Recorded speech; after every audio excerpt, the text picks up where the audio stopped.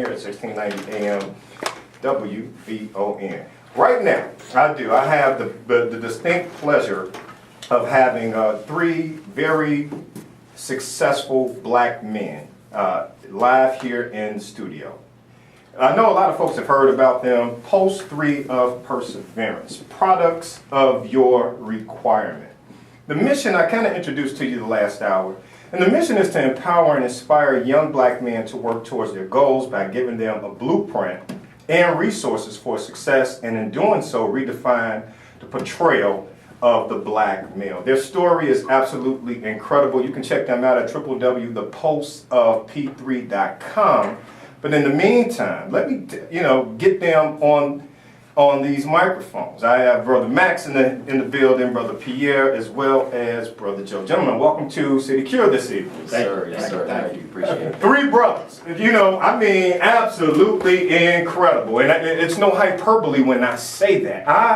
Reading your story, gentlemen, Xavier University, when I look at the statistics when you guys were in pre-med school, and it was paling in comparison to years before as far as just black male doctors. That in and of itself would drive someone bananas. But nonetheless, welcome to tonight's program. Appreciate that. I appreciate you guys being here. I don't know who want to take it, but Pulse of 3, Perseverance, anyone, dive in, please. Go ahead. Well, our platform is Pulse of Perseverance. The 3 just stands for 3 individuals. We stand together, as brothers. We came together because we're just tired. When we were in college and we looked at our struggles and had a goal, we came together to reach a dream. And during that journey, we overcome lots of issues and problems that for black men, it's all too common. We hear all the time, all 3 of us here, like, you don't look like a doctor, but what does a doctor exactly look like?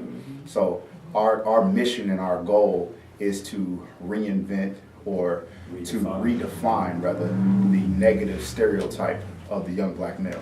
All 3 of you guys, Pierre, Max, Joe, you guys have different stories. Your upbringings were completely different from one another. Xavier brought you guys together. That's right. What was the connect?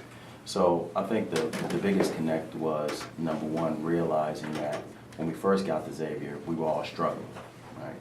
And when we were all struggling, we found each other, right? So something, I don't know if you want to call it divine intervention or what. He's from the south side of Chicago. I'm Ritchie from Brooklyn, New York, raised in Washington, D.C. I'm from New Orleans, and it's simple, man. It's just don't let your past determine your future. There it is, right there. And for me, the streets were calling, and then things started happening. And then I always reflect back to what happened to my cousin at one point in time. He got murdered.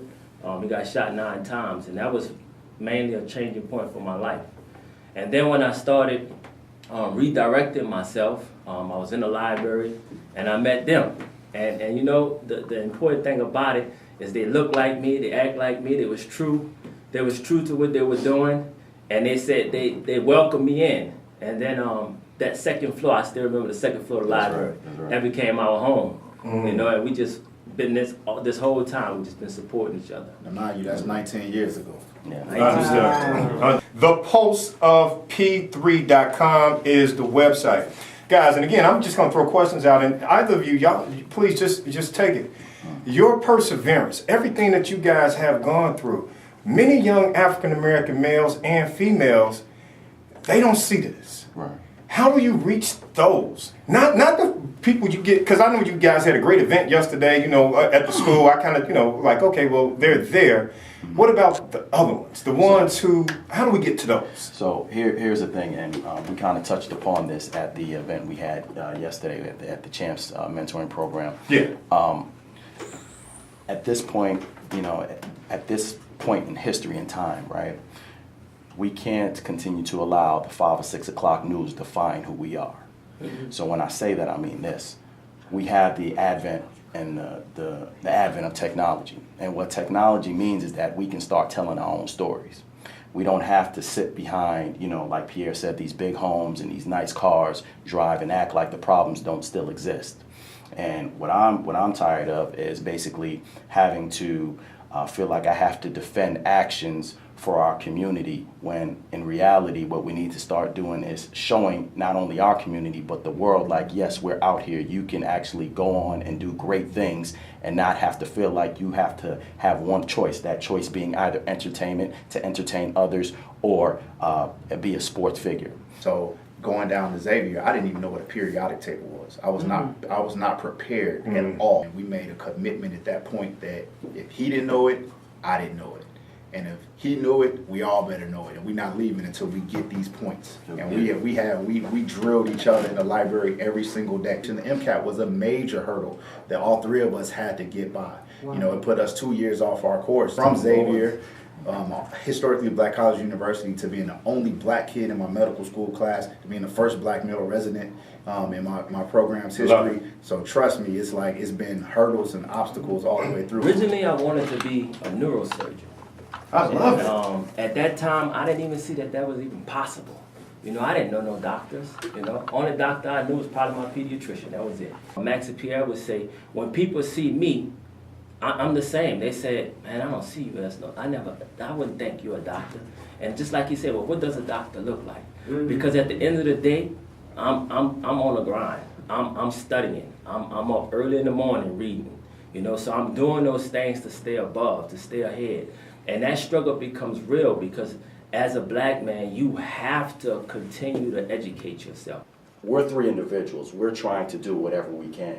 If everybody maintains that same passion and really takes our boys and holds our boys and helps our boys get through these critical junctions that they actually need to sustain, we would actually see more black boys at these levels of success. There's nothing wrong with that. You read our book and you read what we're talking about. We're talking about solutions. You asked about like how black kids get into it. We talking about addressing deficiencies in standardized test taking. We talk about addressing being the only black kid and how to survive in this climate, in this educational environment. We talk about how to do that. Not that it is an issue, but how do you fix that issue?